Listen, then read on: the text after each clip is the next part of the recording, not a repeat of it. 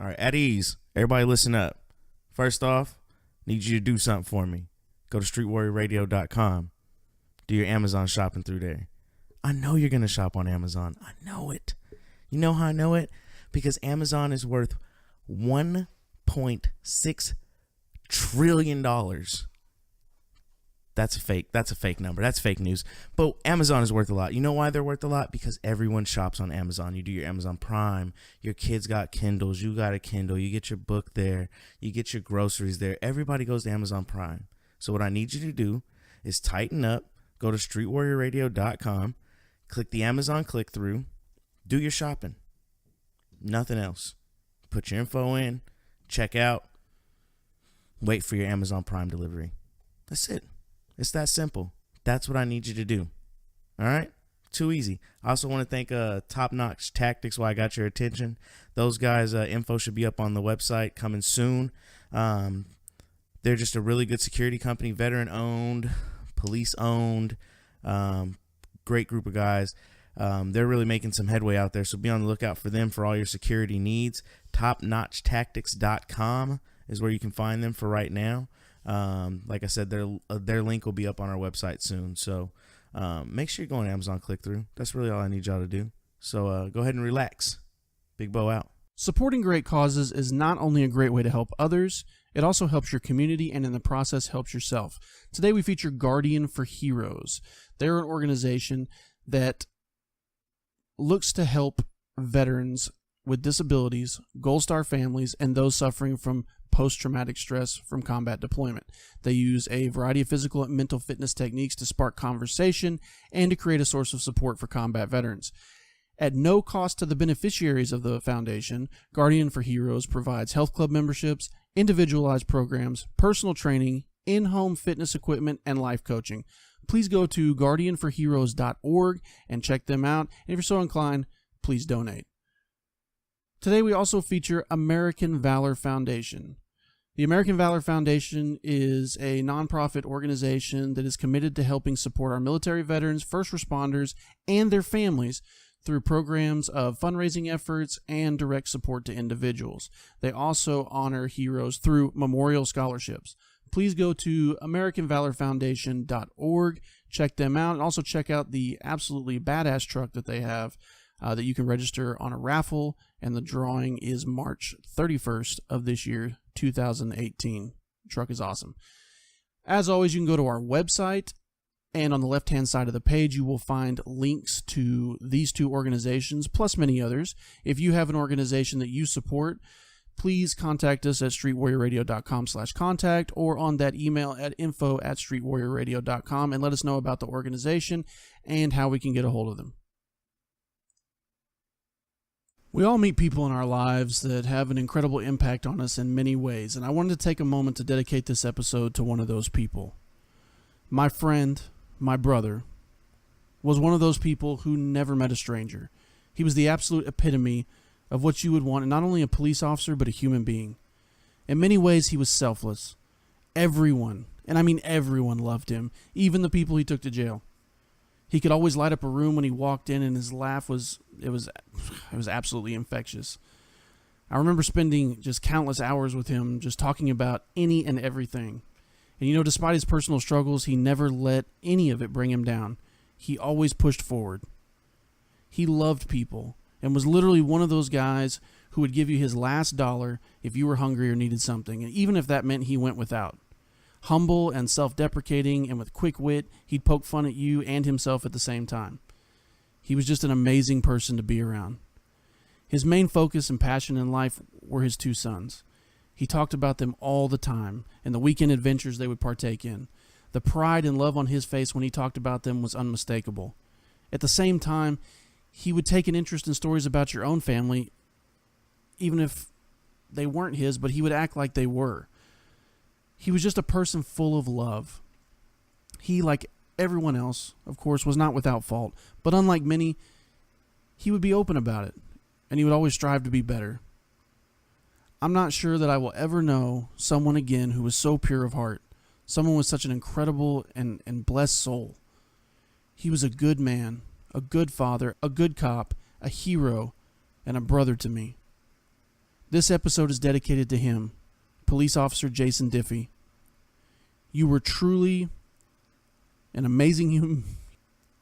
You were truly an amazing human being, and I thank you for being in my life, as many, many others thank you as well. Rest easy, brother. We are all diminished, but you know what? We'll see you again.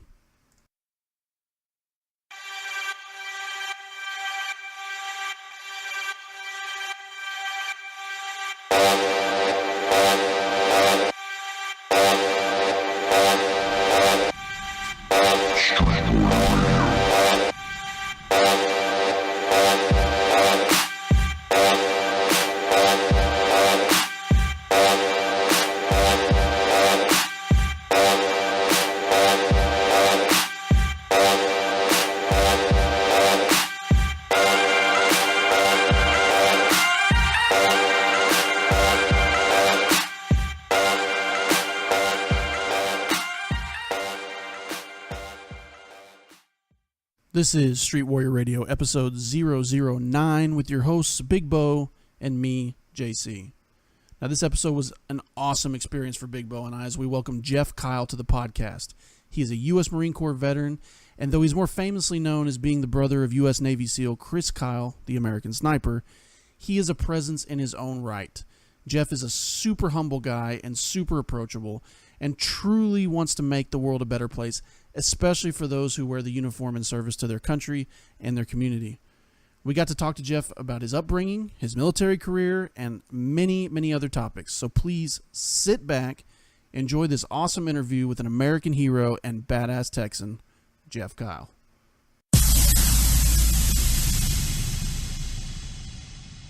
Jeff, welcome to the podcast. How you doing? I'm good, guys. How are y'all? Pretty good, pretty good. We really appreciate you being on the show. This is a big deal for me, just because I'm kind of a big fan of, even though you don't know this, but I'm kind of a big fan of you. I've been following you and obviously the story of your brother and everything. But I kind of just want to jump right into it. And for people that don't know about you, which actually I did some doing research for this podcast, I kind of did some extra research of you, and kind of there's not like a ton of information like about you. Like most everything is like focused on your brother, obviously, and interviews that you've had. But where did you come from? What was it like? What was it like growing up where you grew up? Kind of tell us about that a little bit. Okay. Yeah, I try to kind of fly under the radar most of the time. I always let my brother be the big wig. So I was born in Abilene, Texas, and shortly after that, we moved to just south of Dallas, a little town called Midlothian. Yes, sir. I know it. Okay. So it was a lot smaller than what it is now when we got there. It was a nice little quiet farming and ranching community, and so that's where I was raised. Went all through high school there, graduated high school there, and our upbringing was it's pretty simple. We had a bunch of cows and horses and stuff like that, so we were raised working every day and building fences, feeding cows, checking cows, right, breaking horses, things like that. So we had a pretty simple upbringing. A lot of the older, I call them old timers, a lot of the old timers there in town were veterans, and so we were always around those guys and able to hear their stories and talk to them about stuff. And so that's kind of what lit the fire to for us to really push forward and join the military. Right. Growing up with those guys. So yeah, I bet you guys heard a lot of good stories. I always love hearing stories from old vets. They always have like just incredible stories. Oh yeah. So what was kind of like, what was your family dynamic like? People get a little bit, I guess, and I don't know how much is dramatized and how much isn't when it comes to a movie, right? But we can, right. People, the glimpse of that versus the book, which I've read American Sniper, So reading into it versus the book, there were obviously some differences, but from your experience, what was your family dynamic like? The household, all that kind of stuff. So it was, just me and Chris. We were the only two kids, and my dad, he worked for what used to be called Southwestern Bell. Yep. Yep. I'm familiar with it. My mom worked for Mountain Bell. So he worked for them for 30 plus years, retired from them. When, I guess right before I got in high school, we ended up buying the local feed store in town because we had so many cows, and so we were spending so much money at the feed store. We figured we'd get it cheaper if we just bought the store. Right. So we were our biggest customer. So we grew up like that. Dad worked every day for Bell, and then after work he'd come to the feed store and take care of the feed store. And Mom, she worked off and on. She stayed at home most of the time. She was a housewife and took care of everything at the house. But she worked for I guess a detention center for a while. She's got a degree in criminal justice. Yeah. Wow. So, there wasn't a whole lot of getting away with anything with our folks. So, which is a good thing. It's a good thing, though. Right. The dynamic in the house was, we were a very close family. Everybody got along great. Me and Chris, just like any brothers, we butted heads and fought all the time growing up. Sure. But, we were the only ones that could lay a finger on the other one. So that's how it always is in tight-knit but families. It was definitely a good dynamic. Our parents, they always encouraged us to do our own thing and, go after our own dreams and, not be followers, to be leaders and, make our own path and stuff like that. So, sure. They were very supportive. They raised us to really know what the flag stood for and the sacrifices behind it and everything. So, it was always, family supper around the table every evening and, good times like that. Right. Do you think that kind of dynamic and upbringing is really missing from today's kind of modern household? Oh, most definitely. Yeah. Most definitely. Yeah. I think too many families, eat their meals in their rooms and, watch TV and play video games and kind of do their own thing and not be a family anymore. Right. And, there's no rules, there's no parenting anymore. It's, they kind of let their kids be the kids, which to an extent's fine, but there's got to be some lines drawn somewhere. Sure. So do you think this, your and Chris's upbringing, do you think and kind of being around livestock and the feed store and all that, did that kind of lead into the rodeo? Yeah.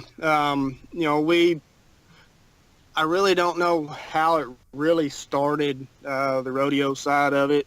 I guess being around the livestock and with Dad, my dad's upbringing, he was just a dirt farmer from Kansas.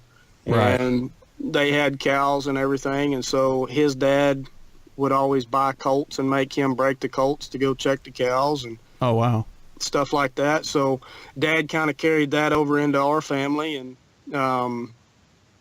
he would, whenever we were real young, before we could start, break our own colts, and he broke the colts and kind of got them ready for us, and then we'd take over. But once we got, a little bit older, then we started breaking our own colts, and then he would hire us out to other people around to break colts and do all that stuff and work their cows for them. And so I guess it just kind of fell into place, riding broncs and things like that to get into the rodeos. Right. Did you compete a bunch? We did, yeah. I competed all the way through high school. Chris did some in high school, and then went on to college and rodeoed for the college. Yeah. I didn't rodeo for a college. I did a lot of, open type rodeos and things like that. Sure. Was it all just, was it predominantly horses or bulls or? On Chris's end, he rode, I think he might have rode 6 bulls or something like that. And then he was mainly broncs. He rode bareback and saddle bronc. I rode bulls for quite a while and also saddle bronc. Did y'all do any like barrel racing or anything like that, or was it just straight up? Ours was mainly just rough stock. I did a little bit of roping, but that kind of came on later. Do you still do any of that kind of stuff? Man, I haven't been on a horse in years. In years, yeah.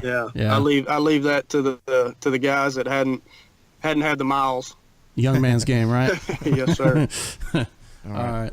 So what inspired you? You talked about being around a lot of veterans, so I'm sure that's part of it. But what inspired you most to join the Marines? I think I always, ever since I've even thought about the military, I always thought about the Marine Corps. But the big catalyst that really helped me make up my mind was one of my best friends growing up. His dad was an old recon Marine, and I just thought that, that guy hung the moon. I thought he was the biggest, baddest thing on the face of the earth. And, that's what I wanted to be. So, I would always listen to him and pick his brain and, hear all of his stories and things like that. So that really, that was kind of the catalyst for me to really push forward for the Marine Corps. Okay. Was there any interest in following Chris into the SEAL teams? No. You didn't have no interest in that? Yeah, me and Chris always did a lot of stuff together, and we worked a lot of ranches together and things like that. But once it came to the military, I had my mind made up that I was going to the Marine Corps, and I didn't want to be the younger brother that followed him, through his path. It was kind of funny when I was going through a lot of my training. One of his commanders actually tried hard to get me to cross deck over into the SEALs, and really, I just, my heart was green, so I stuck with that. So I'm true to the Marine Corps. That's awesome. It seems like everybody that I've ever met that was a Marine, like that's what they knew they wanted to do. It was like, I'm going to be a Marine, and that's it. There's like nothing else. Right. Yeah. Every time, as a young kid, every time I'd see a Marine in his blues or something like that, I could always pick out a Marine. They've not against any other branch, because I love all the branches. No, thank you. I've worked with every one of them from all different branches, but it was just something about the Marine Corps that was, that's what it was. Yeah. So what was your life like in the Marine Corps? What was your Marine Corps experience? Did you really kind of adopt to the culture? Did you struggle? Did you have any? No, I didn't. I didn't struggle at all. Dad was, like in the movie, it showed him ripping his belt off and slamming it down on the table and things like that. He was strict, but he wasn't an asshole like it's depicted in the movie. Sure. But he was in our face. He was rough with us, and he taught us to be a man. And so I was a little older too. So I was 21 when I went in. So I'd experienced some life, and wasn't afraid of change and things like that. So it really wasn't much of a culture shock to me. In boot camp, I didn't try to be the best. I just did my thing, stayed quiet, and went through it. Tried to be the gray man. Right, exactly. I didn't want to be first, and I didn't want to be last. So that's funny, because listening to Jocko Willink's podcast, he talks about like his experiences back when he was going through like buds and stuff, and it was just trying to be that like middle of the road. That's like the best place to be. Right. You're not standing out, but you're not getting attention for lacking behind. So exactly. I understand that. Yeah. So that's, I guess that was through boot camp and through some of the other early on trainings, that's kind of how it was. But then when I got to my unit, then, you know, that's kind of where you want to start to shine and stand out. Sure. Yeah, definitely. So, you know, that's when I really put my nose to the grindstone and really, you know, worked at, you know, being the best that I could. That's very much how I was when I got in the military. I made sure when I got to my first unit that you know, that's when you want to start being that soldier that they want to see all the time. Right. So when you finished all your Marine Corps training, what you were infantryman, right? Correct. Yeah, I started out, I went my first 4 years, or my active duty years, as infantry. And then when I got out in 2004, then I stayed on the reserve side for about 2 years. And then I switched over to recon and finished up in 2008 with recon. Gotcha. When you, what was your first unit? I was with 1-3 out of Hawaii. Oh, that's not a bad spot to get first go around, right? Well, that's what everybody says, but you know, I guess for everybody that's not in the infantry units, it's a great place because you're not out in the mountains humping up and down those steep mountains in Hawaii. Right. Yeah, I got rough. a brother-in-law who's an officer in the Coast Guard, and he's out there right now in Hawaii. So yeah, he's loving life in his job. So. Oh yeah. So your first combat deployment, where was it, and what were some of the experiences you had on that? So in 2003, we were deployed to Bahrain as a basically a maritime protection force. You know, they were having a lot of the naval vessels and even the civilian contract vessels being hit by the pirates. Right. Yeah. So they brought us in. We were based out of Bahrain, and then we would split up into smaller teams and go out and board the vessels. You know, if it was a military ship that we were in uniform, if it was a civilian ship, then of course we were in civilian clothes, and you know, we would be on the ships and try to kind of blend in with the crew, and you know, kind of go from there and watch out for the pirates and things like that. We teamed up with the Navy and were on the Seahawks, which is the Navy's version of the Blackhawks. Yeah. Right. And we would patrol all the waterways, board any vessels that you know, looked a little hinky or anything like that. Transported some nuclear subs into the area because all the battle groups were already there. So that was my first experience. I didn't have, you know, I wasn't, you know, wasn't going door to door on my first deployment. So, you know, we did a lot of water operations on my first deployment. That sounds exciting, though. It really does. Fun. It does sound kind of cool. Hunting pirates, that does sound kind of fun. Yeah. So your rotation back home, what was that like? What was the adjustment like back then? Did you have a girlfriend, wife, kids after your first deployment? You know, girlfriends came and left, you know, especially being in Hawaii. You had a new batch coming in every Thursday, so you had a different girlfriend every week. But so it was, you know, I didn't have, you know, my family, of course, they were back in Texas, my mom and dad. And, yeah. So I, you know, go back and visit them. But, you know, we were so busy in that time frame that, you know, you were either doing a workup or going to a school or, you know, some kind of training, things like that. So you didn't have a whole lot of downtime to really decompress or even think about what's been going on. Yeah, I definitely understand that. So you said you weren't kicking doors in on your first deployment. What about your second deployment? My second deployment, I actually went to Africa in 2005. What part? We went there and we were training up the Ugandans and Tanzanians, some of the other, you know, I guess protection forces that they have over there. And then we were doing some interdiction with the warlords that were causing a lot of ruckus over there at the time, you know, going into the villages and, you know, basically taking over a village and making the guys fight for their cause or whatever. So Right. we were doing some of that. And then training with the Australians, doing a lot of work with them.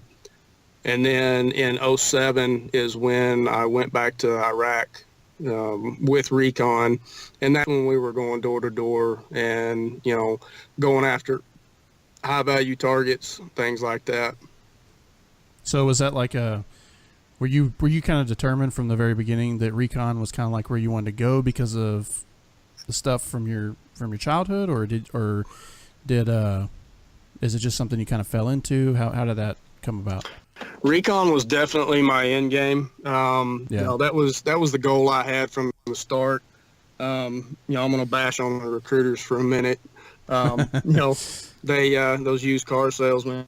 Right. Boy. Whenever I went to the recruiter, that was what I went to. That's what I requested. And at the time, he said all the slots were full. He couldn't put me over to recon at that time. So he said it'd be easy. Right. Just go to your infantry unit and then go through an NDOC, and then you can go to recon. No problem. I was like, all right, cool. They make it sound so easy, don't they? I know, yeah. I mean, it's they like did going me to the grocery same store. way. Yep. So get to my unit, and of course, at that time they weren't letting anybody go. Which I found out at that time that it's basically the commander's consent whether you go somewhere or not. And so I was stuck with my infantry unit, which, I'm not mad about it.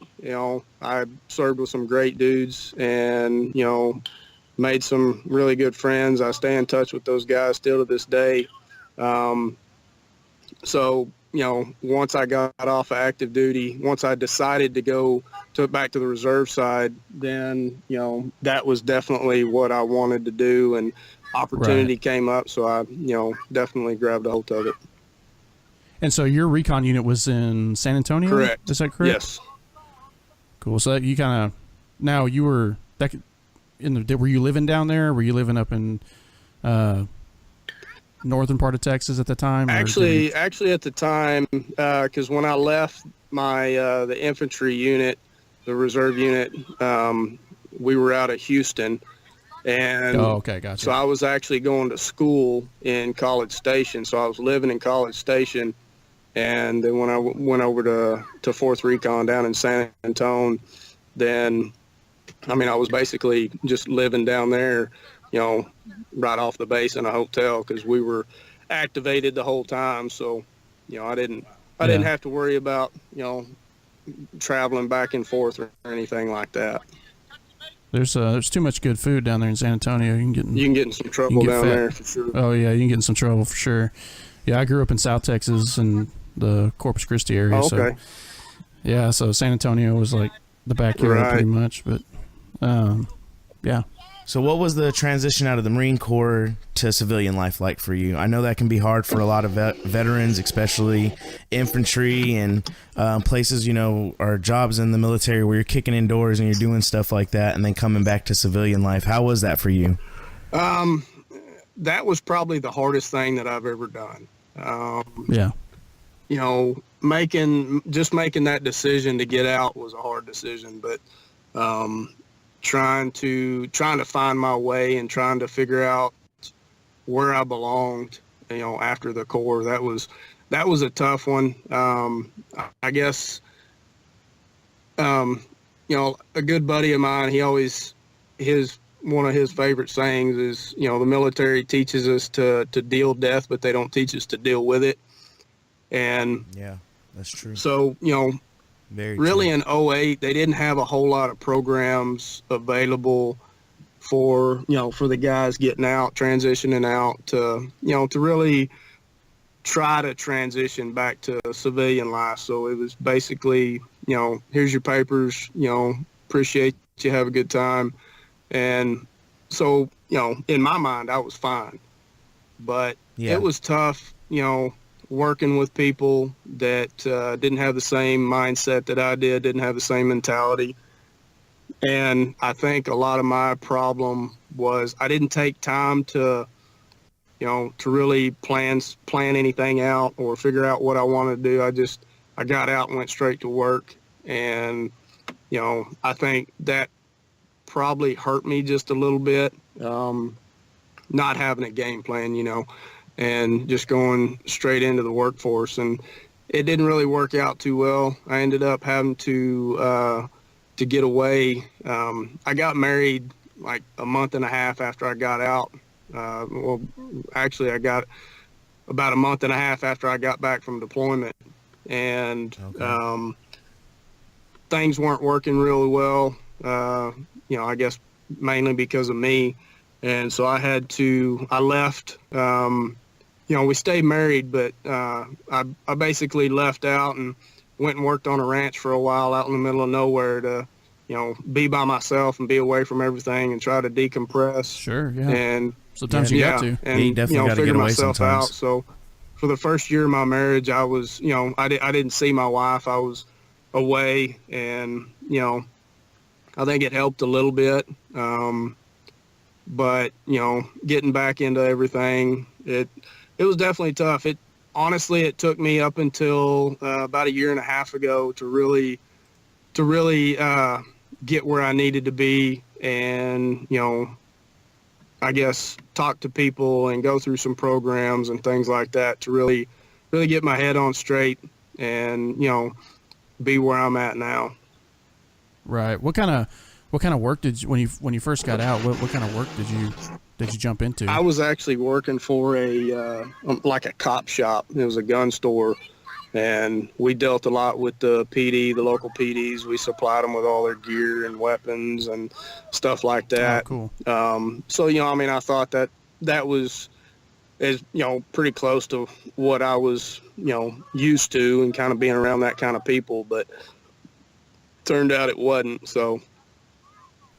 Yeah, it's definitely hard. I mean, I know, just speaking from getting out a little bit after you did, I got out in 2013, so a couple years had passed. It's like mandatory you go to classes now, which I think is a good thing for people. It sort of tries to help you get a plan in place. Yeah, definitely. And I think that's the best thing that the military's done, since I got out, was really start pushing these guys and setting up programs and classes for them to go through to help them transition. Yeah, for sure.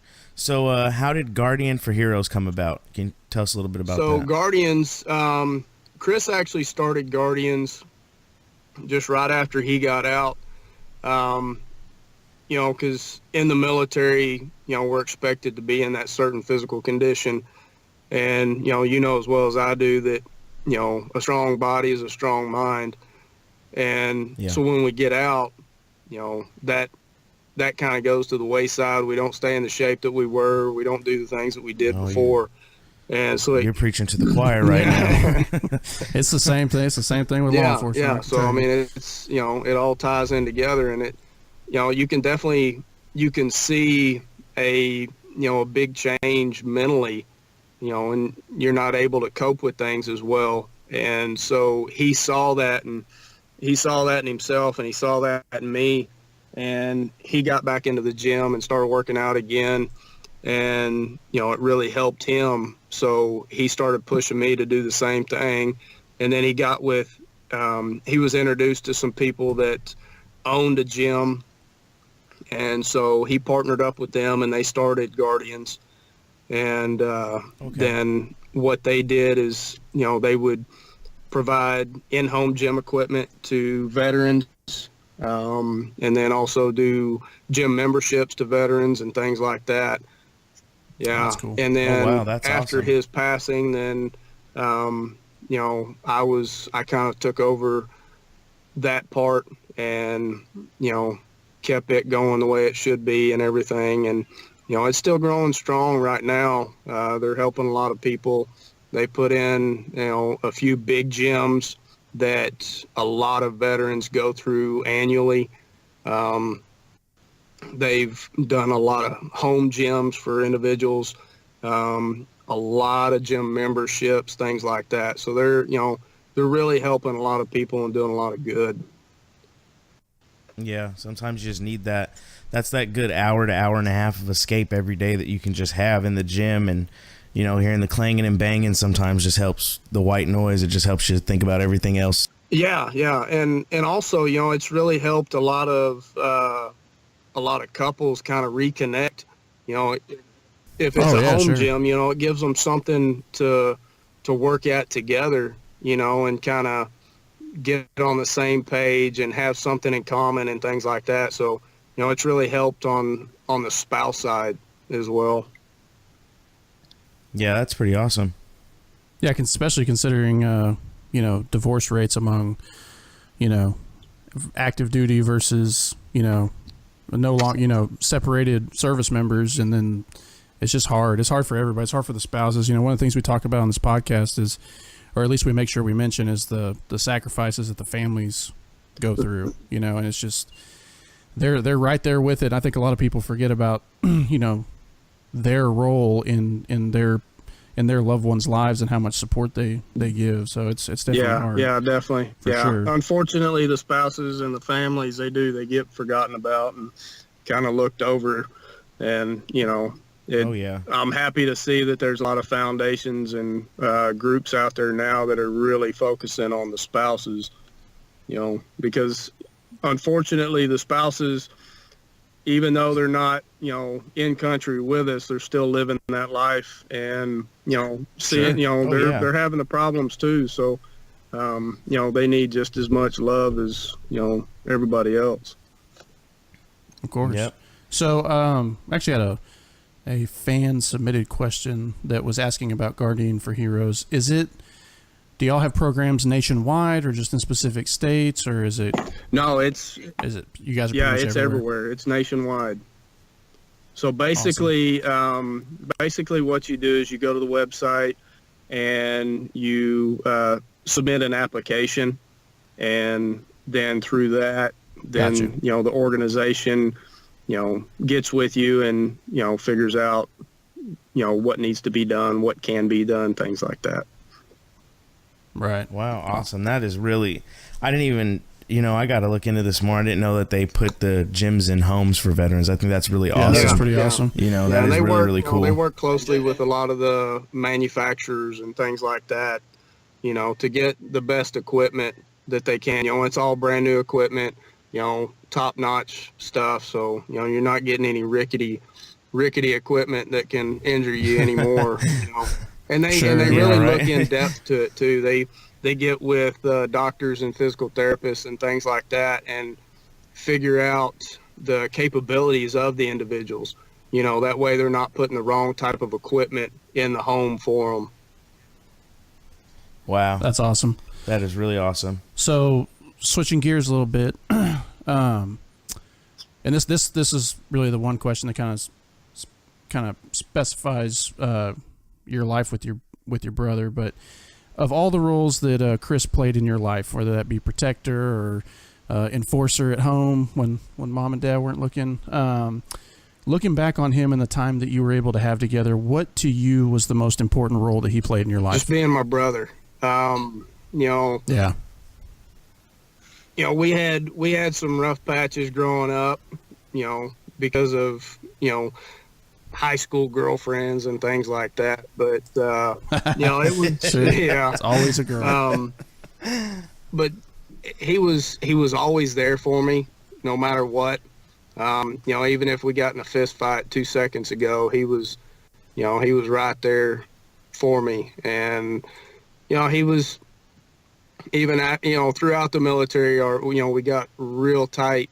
And after the military, you know, stayed real tight.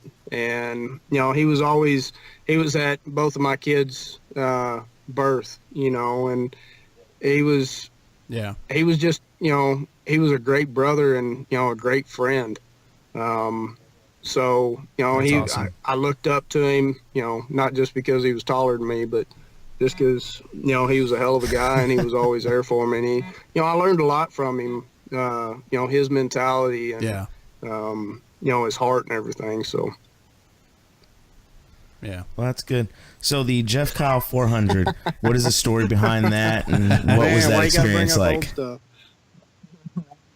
Hey, I saw this and this fascinated me a little bit. So, Crown Royal, they started a program called Your Hero's Name Here, and they teamed up with the Brickyard 400.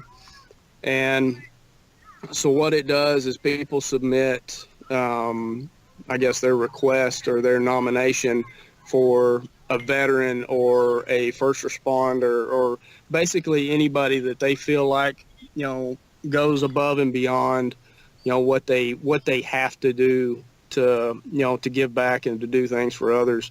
And one of my good buddies, he's probably he's the closest thing I've got to a brother now. He was actually the namesake the prior year, and being the winner, the winners get to nominate somebody that they want, to be in there. And he nominated me. Well, he failed to tell me that he did. And so, probably 6 months after the race, I get a phone call from this woman from Crown Royal saying that I had been nominated and I was in the final 5 to have the race named after me. And I was like, okay, who put you up to this? What kind of joke is this? Right. I like Crown Royal, but I don't know what you're talking about. So it's not always a bad phone call to get from Crown Royal. And so I was up against 4 other really good freaking people, and I voted for one of the other guys. You can vote daily. I was voting for one of the other guys named Brendan Morocco. He's a quad amputee, and he was actually the first quad amputee to get a donor's arms attached to him, and he's actually able to use them. And that's incredible. He's an awesome guy, and I've known him for years. And so immediately I was like, there's no way that I should even be in the same category as him. So, I voted for him every day. But sure. Let me see here. Hang on.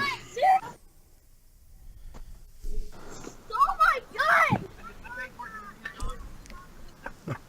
Hey, can y'all hear me? All right, sorry.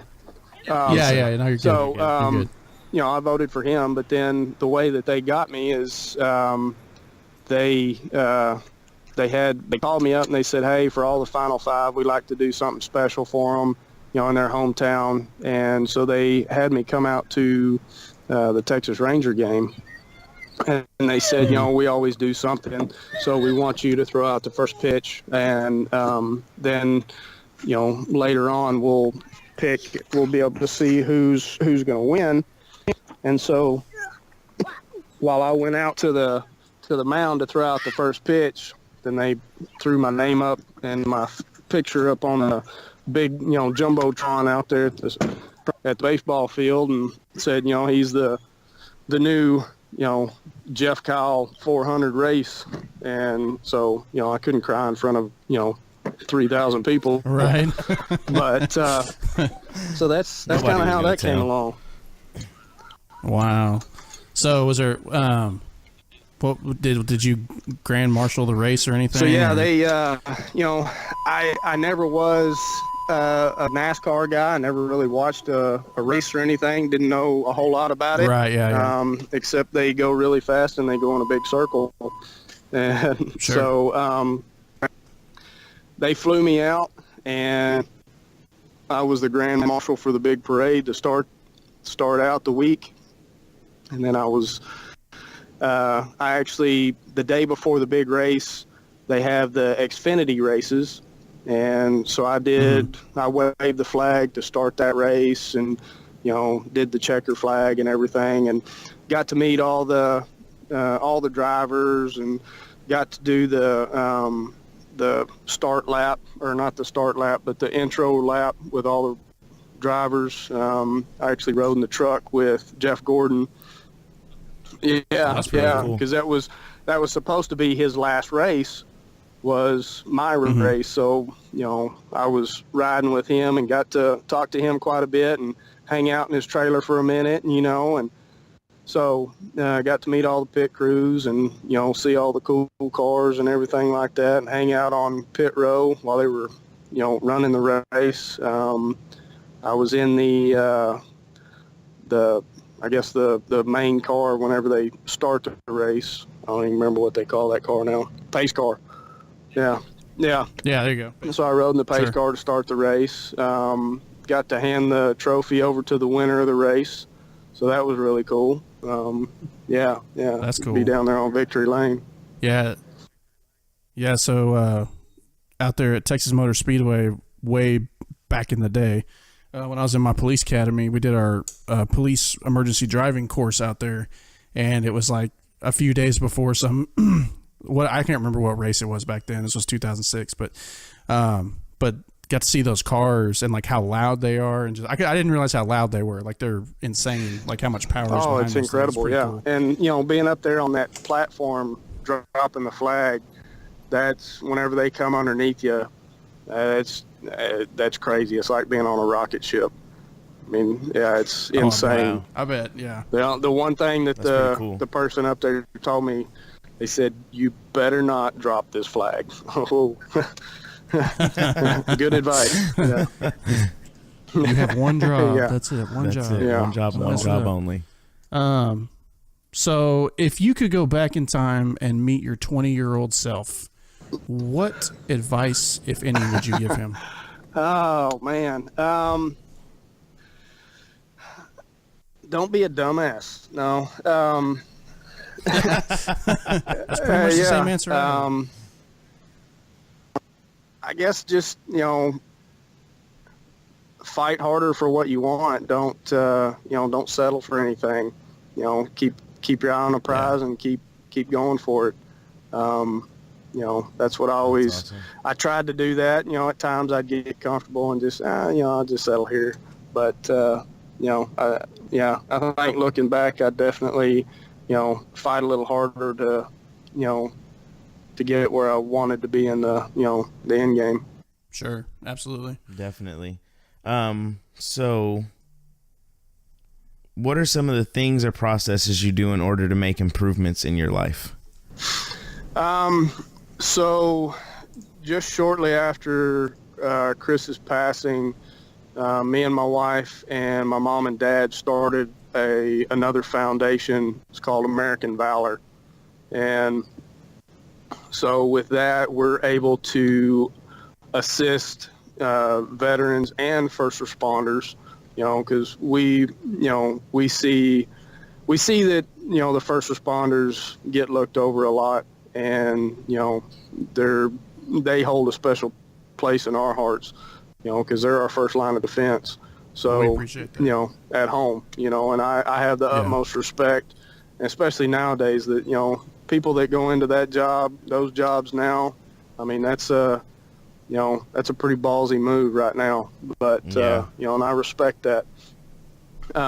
So we do a lot with that. We help out a lot of, first responder organizations, first responders, individual first responders, a lot of veterans, and, then we also help out other organizations. So we raise money for other foundations. We have a big benefit in May in Fort Worth every year in the stockyards. It's called the Chris Kyle Memorial Benefit.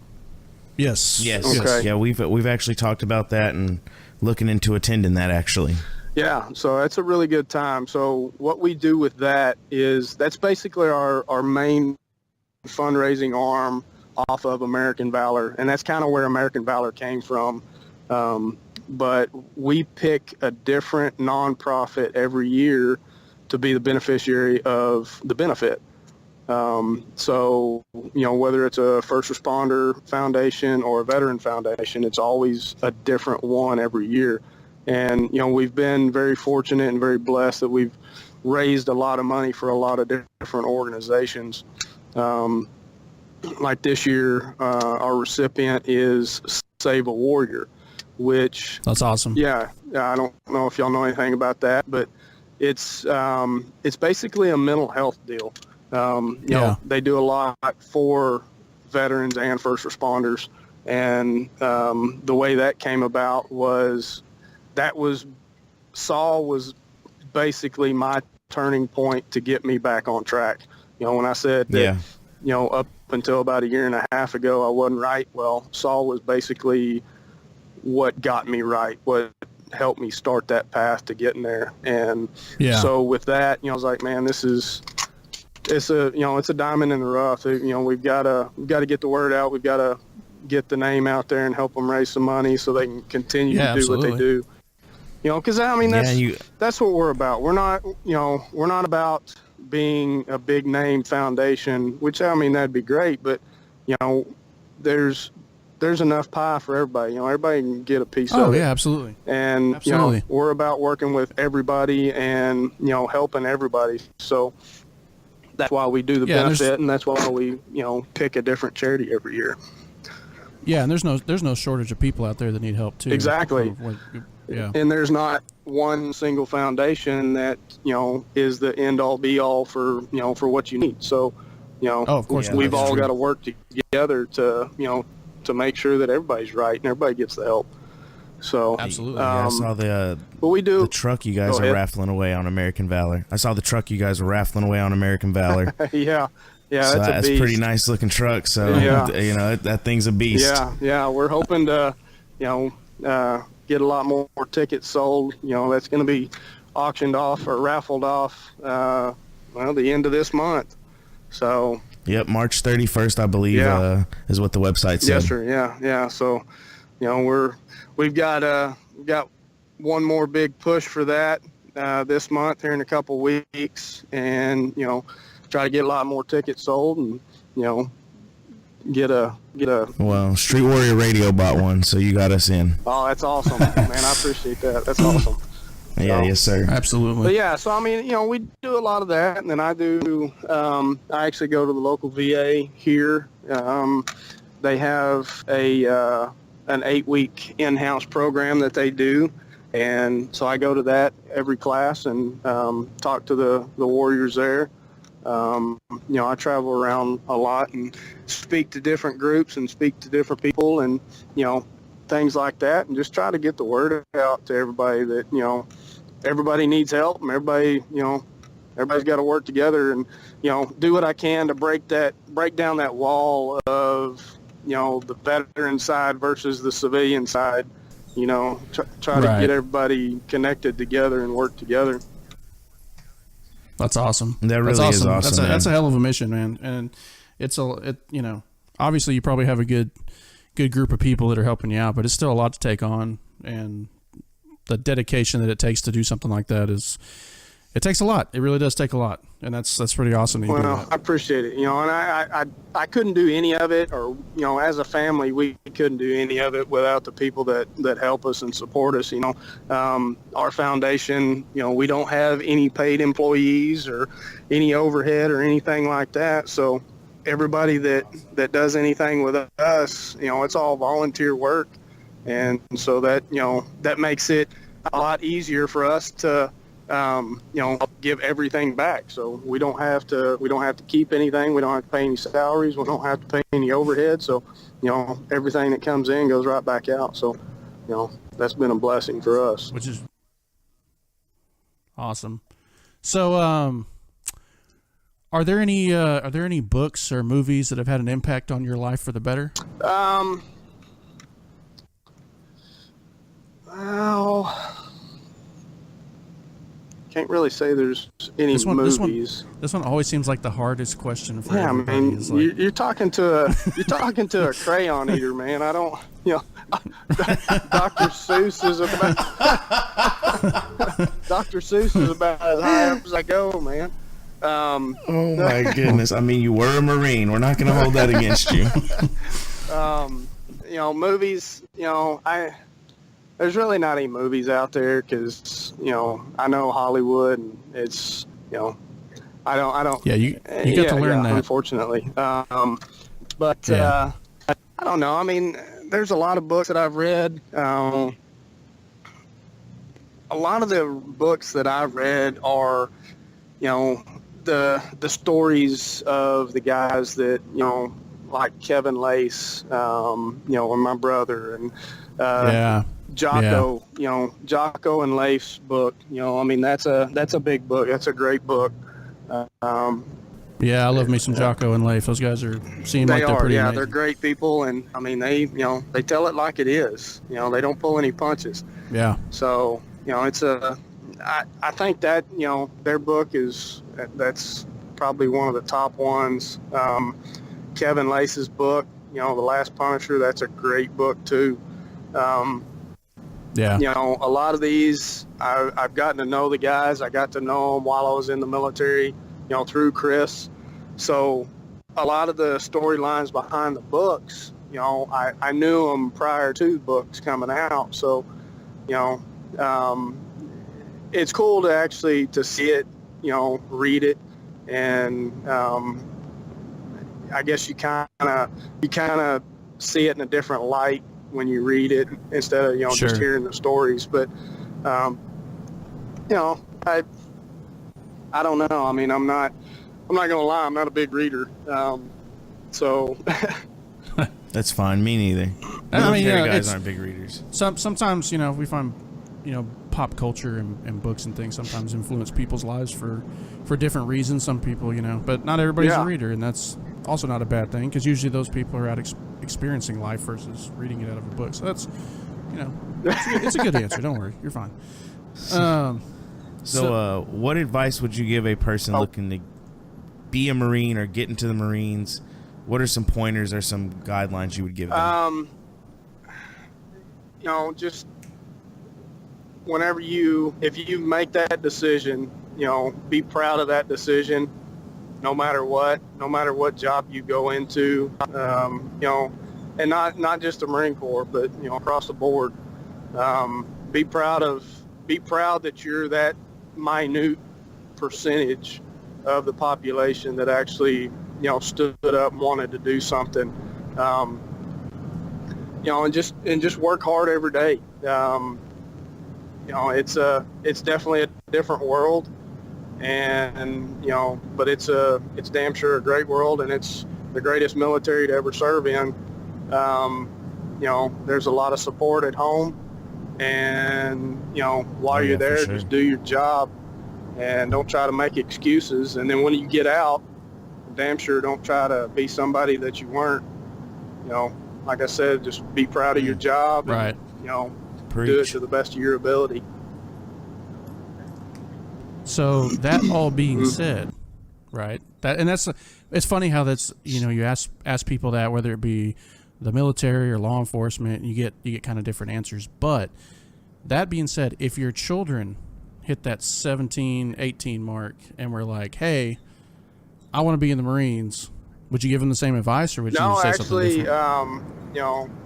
If my kids, I've got two daughters, and if either one of them or both of them wanted to join the military and wanted to go in the Marine Corps or whatever, hey, that'd be great. Probably by then they'll be sitting behind a freaking computer screen anyway and watching it all unfold on there. So right, yeah, right, yeah. Sending so drones they'll probably be sitting yeah. in their bedroom doing that. So, not too worried about that.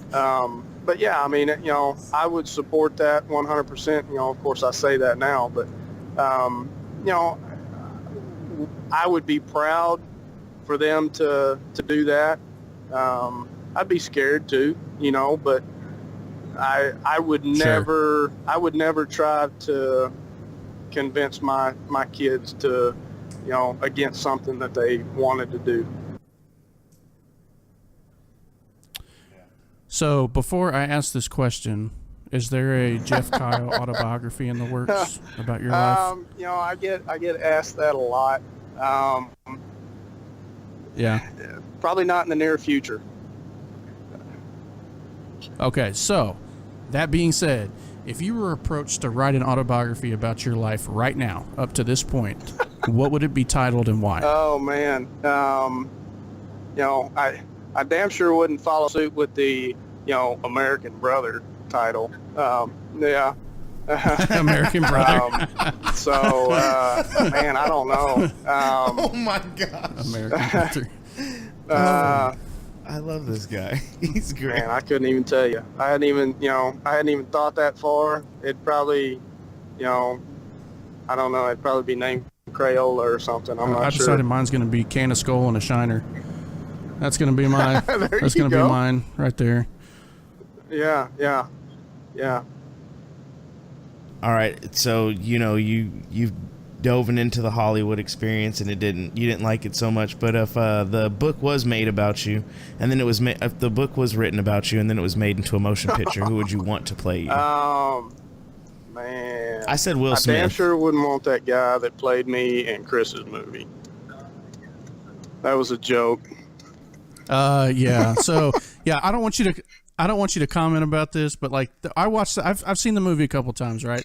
And just reading what I've read about you and seeing you in interviews, that portrayal, I just did not feel like that was accurate at all. Like that's one of the things about the movie that like stood out to me. Like actually, one of the major points that stood out about that movie was just that there's just no way this dude is like that. Yeah, no way. Yeah, no way.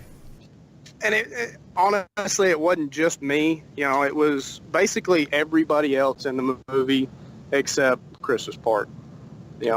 And that's a lot of what turned me off about it. I didn't appreciate that. If it was just me, hey, that's fine, whatever. I don't care, but it's not about me. But the way they kind of downplayed everybody else, I didn't appreciate that. But I know one of the big roles that was downplayed that actually I've heard Jocko and Leif Babin talk about was Mark Lee, and how that whole character, like a lot of that stuff just didn't happen, or it was dramatized and or whatever. So that was one of the big things. I got in touch with Mama Lee, and I was like, that's we both had a bitch session to each other about everything. Unfortunately, we didn't have any say in the movie. So it is what it is. So sure, yeah, of course, right. And of course, I get it. It's a movie, right? It's gonna be twisted however it needs to be twisted to make a quote unquote more compelling story or whatever. But I think what a lot of times movies like that miss is the actual story that's being twisted is more compelling than what is being portrayed on the picture, on the screen. Yeah. But it's Hollywood. It's whatever, I guess. Yep, it's Hollywood. So, switching gears, how do you find motivation to keep on when things are not going well and you just want to quit? And you kind of touched on, you kind of went through that phase in your life, where it was just everything just wasn't working. What was the motivation to push on? I mean, yeah, honestly, whenever I was really sucking at life, my good buddy, he kind of grabbed me and, he told me, he said, look, man, he said, we owe it to them to live well. And he said, you got to quit living a lie, and you got to quit pretending. You just you got to be right. You got to, he always tells me, you do you, boo-boo. So, right. And so that, and I guess seeing the disappointment in my wife's eyes and seeing the disappointment with my kids, I noticed that my kids feared me, which that tore me up. And so the motivation from my family really pushing me, and then my brothers telling me, look, man, it's you're talking the talk, but you're not walking the walk. And so yeah, it seems like though it's extremely hard to see the reaction of your family, right, to what you're going through, but when you have those guys that they bleed the same color you do, and they're calling you out on it, it seems like there's this whole other pressure to just I gotta fix this. That's and I see so many of my brothers struggling, and I don't like it, and I want everybody, all my brothers to to have a great life and enjoy living, because, I mean, it feels good to feel good, Sure. and Sure. yeah.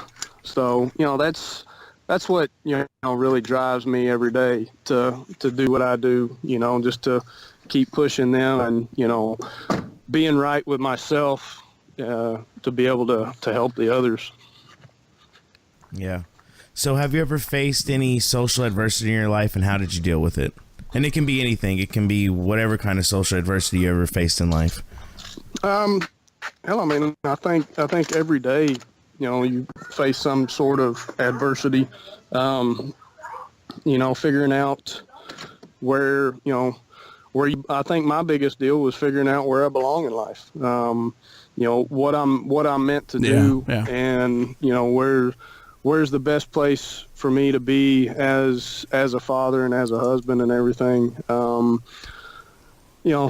I think that was my biggest struggle, trying to find my path, Do you think you're there now, or do you think it's still a journey? I definitely you? think I am. I'm a hell of a lot closer to that than, I ever was before. I've got a great job that, we build gear for military and law enforcement. So, I'm able to, today I was in a meeting with Homeland Security. So, I'm able to still be in that world. And,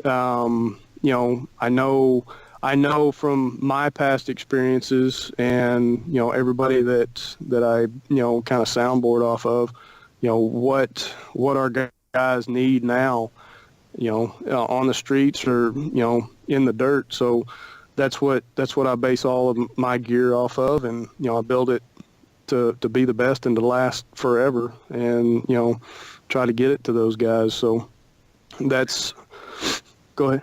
And so, Right. this is U.S. Yeah. This is Yes, U.S. sir. tactical, Yep. right? United States Yeah. tactical. Yeah. So how did that how did that come about? What prompted you? I mean, obviously you just talked about what prompted you to start the company, but I mean, how did that come so about? the main company, is called Emmons Manufacturing, and it was started back in '99. And the owner of the company, he wanted to get into, more of an outdoor type deal. So he started designing backpacks and bags and things like that. And so, I mean, that really grew, tremendously. And it's called Red Rock Outdoor Gear. A lot of the backpacks out there now are Red Rock backpacks. And so he, the plant, or the warehouse, is just down the road from where I live. Never knew what this place was. I thought it was just a big, warehouse, no signs out front or anything. And so a buddy of mine called me up one day and said, "Hey, this guy wants to get a hold of you." And I said, "Well, who is he?" And he told me, and I said, "Well, what does he want?" He said, "I don't have a clue." So he said he just wants you to call him. I was like, "All right, yeah, all right." So Just some dude. I called don't him know. up, and he kind of, he told me who he was, and, told me about Red Rock and everything. And he asked me if I'd come in and talk to him about some stuff. So I went up there, and I sat down, and Yeah.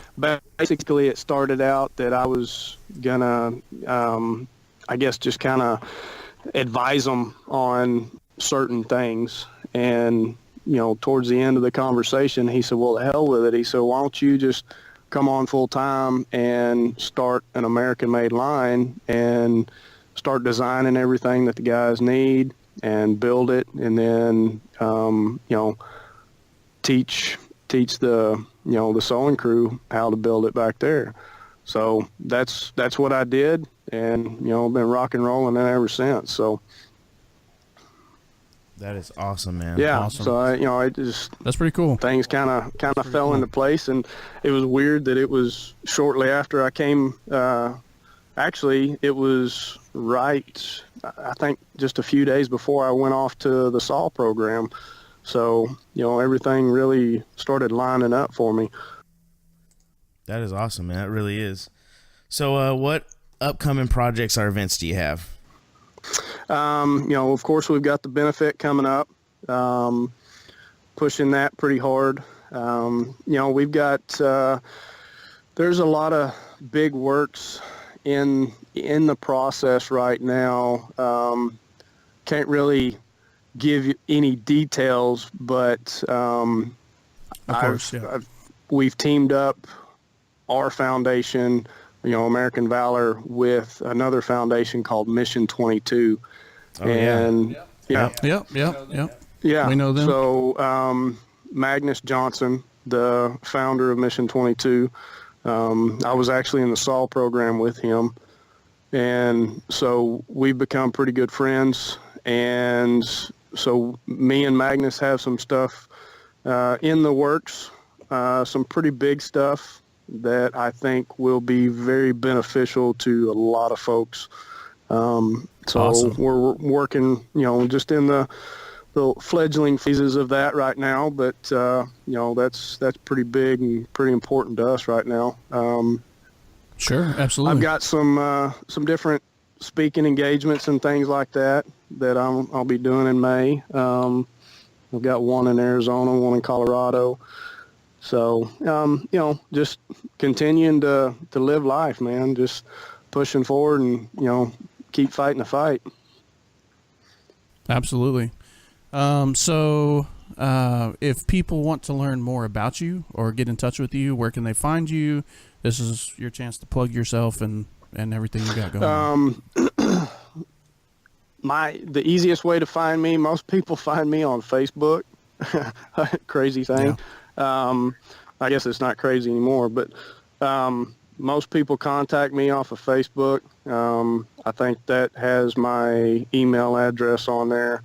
I don't have a public figure page or anything like that.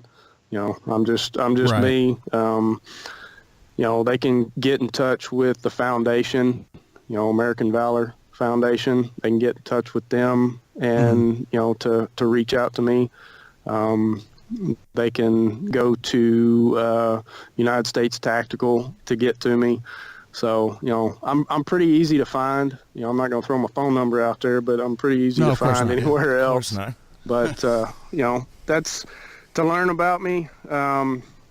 There's really, besides the interviews and things I've done that are on the internet, that's about the only way that you're going to learn anything about me except for talk to me.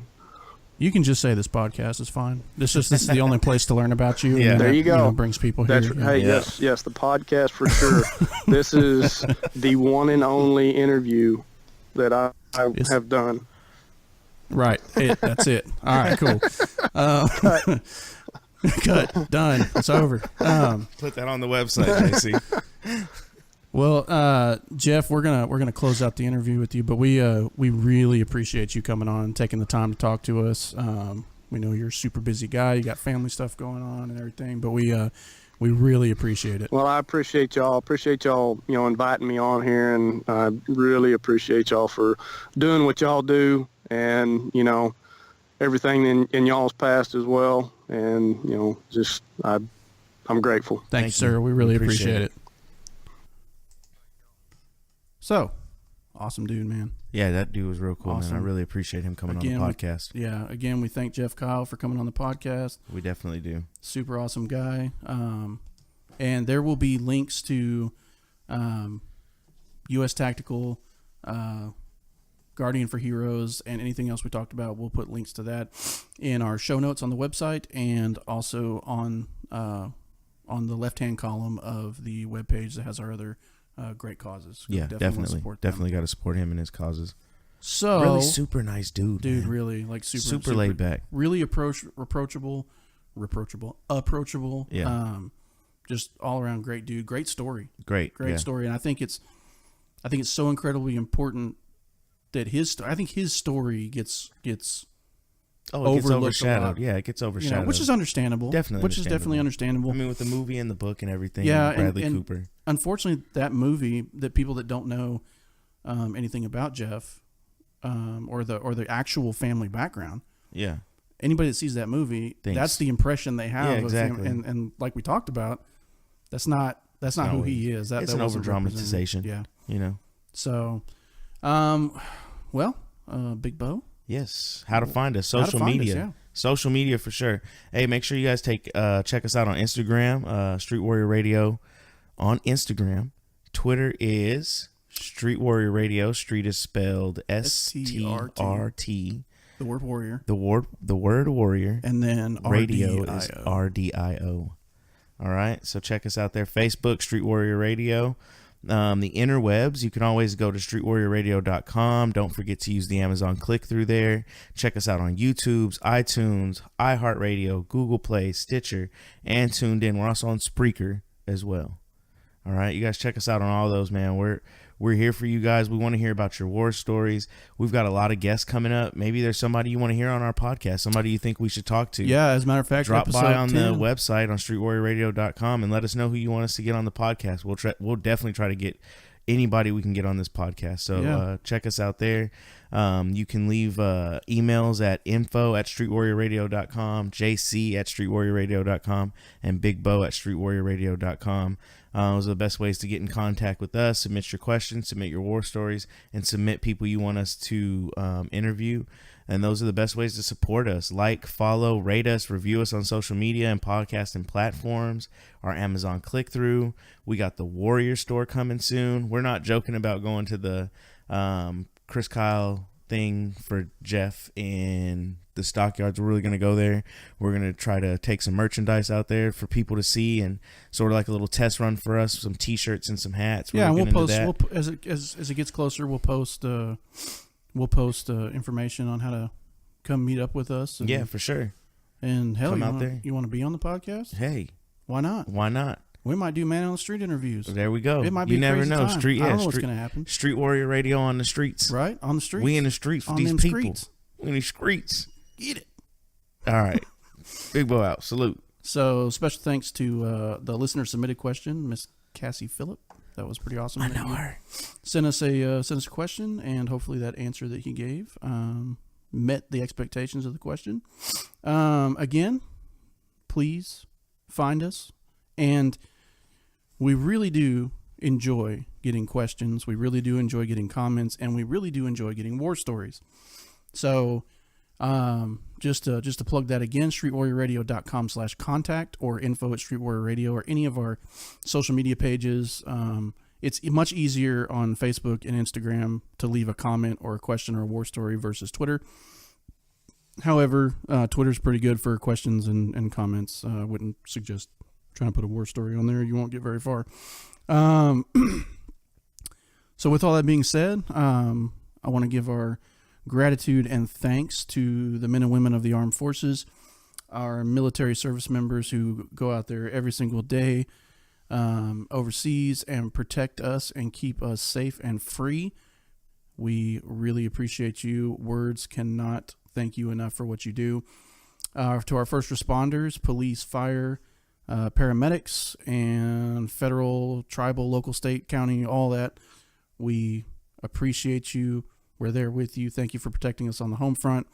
To the families of our military and first responders, thank you for the sacrifices that you make. It is noted. We do appreciate you, and you are not talked about enough.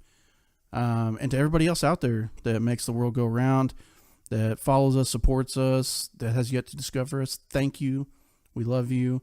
And with that, Street Warrior Radio is out of service.